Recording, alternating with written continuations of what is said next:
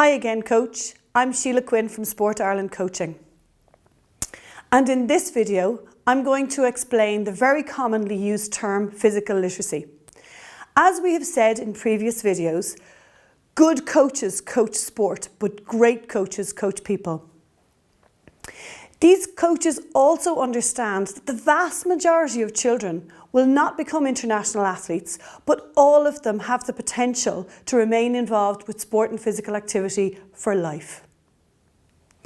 These coaches create fantastic environments where children gain the motivation, confidence, competence, knowledge and understanding to stay involved in sport and physical activity.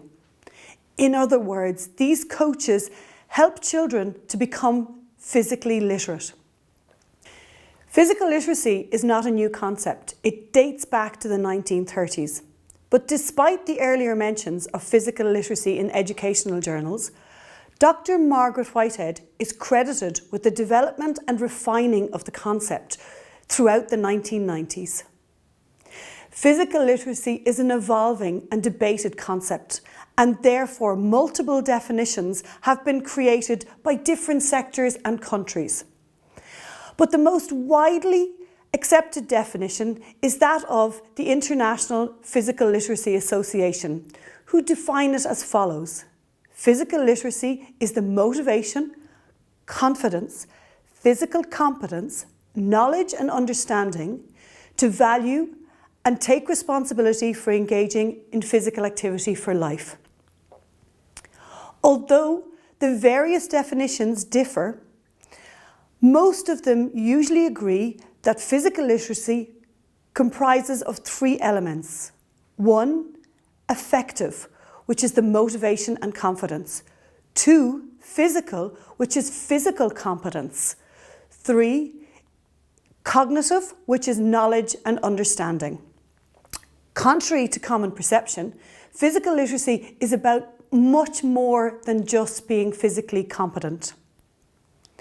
In other words, a person may be physically competent but lack the motivation or confidence or knowledge or understanding, and it is unlikely that they will remain physically active. It is important to remember that physical literacy is not a destination but a lifelong journey. And the physically literate child of today is not guaranteed to remain so into their adult years. Hence the emphasis on personal responsibility. And this journey is important because research shows us that active people live longer and healthier lives, which leads to a whole range of individual and societal benefits. All three elements, the affective, the physical and the cognitive, are important, and they're all interconnected.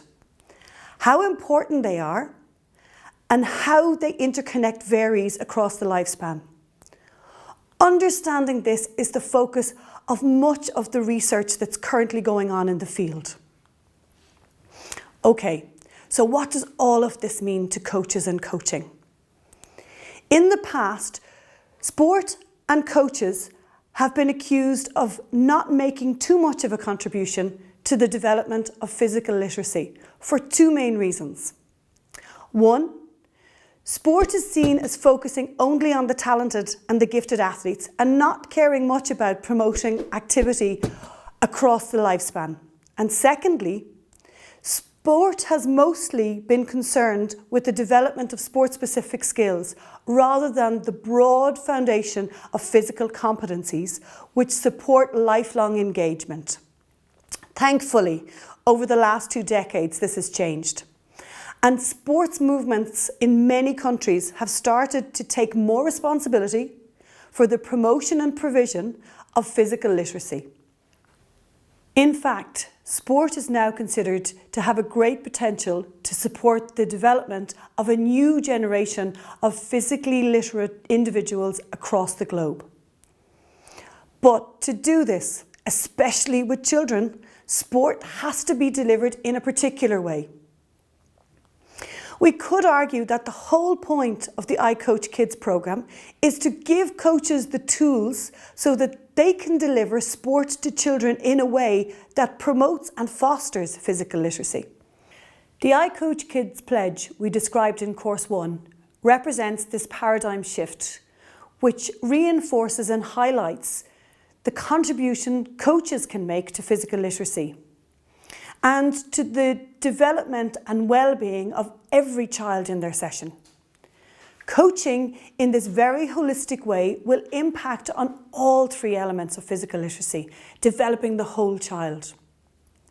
By being child-centred, we can customise our delivery to the needs of the child.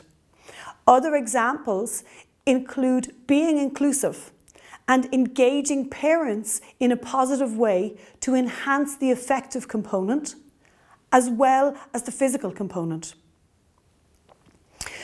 You will find many more examples of this in the downloadable study guide. Okay, so as Sergio mentioned earlier, the rest of this MOOC will provide you with the knowledge and skills you will need to bring physical literacy to life in your sessions. Thank you again for joining the course. We hope that you enjoyed it and that it will help you to become a better coach. Keep calm and coach on.